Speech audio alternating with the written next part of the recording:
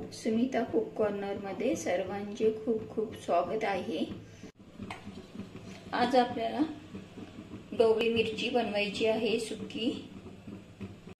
बघूया आपण त्यासाठी काय काय साहित्य लागते। तर ही ढोबळी मिरची मी अगोदर स्वच्छ धुवून घेतलेली, नंतर बारीक चिरलेली आहे। एक मोठा कांदा ही बारीक चिरून घेतलाय, लसूण आणि हिरवी मिरची बारीक चिरून घेतलेली आहे। कढई गरम करायला ठेवली आहे, त्याच्यामध्ये कढीपत्ताही टाकला आहे। आता ह्याच्यामध्ये मी तेल टाकते। आपल्याला कांदा टाकायचा आहे, कढीपत्ता लाल झालेला आहे। आता तांबूस होईपर्यंत कांदा परतायचा आहे आपल्याला। हे परतून घ्यायचे आपल्याला चांगलं। लसूण आणि हिरवी मिरची पण आपण आता चांगली परतून देणार आहे तांबूस कलर येईपर्यंत। तर जिरे मोहरीची पण आपल्याला चांगला तडका द्यायचा आहे। जिरे मोहरी एकत्र केलेली आहे, ते चांगलं हलवून घ्यायचे आपल्याला। बघू शकता तांबूस कलर आलेला आहे।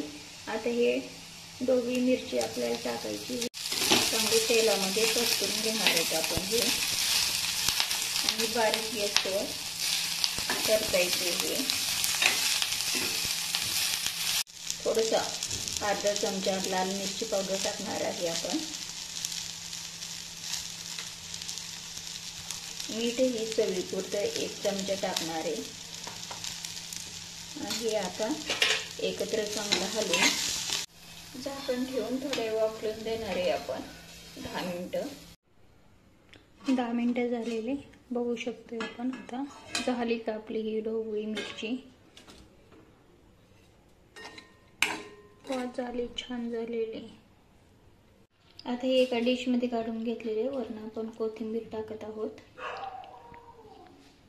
बारीक चिरून घेतलेली।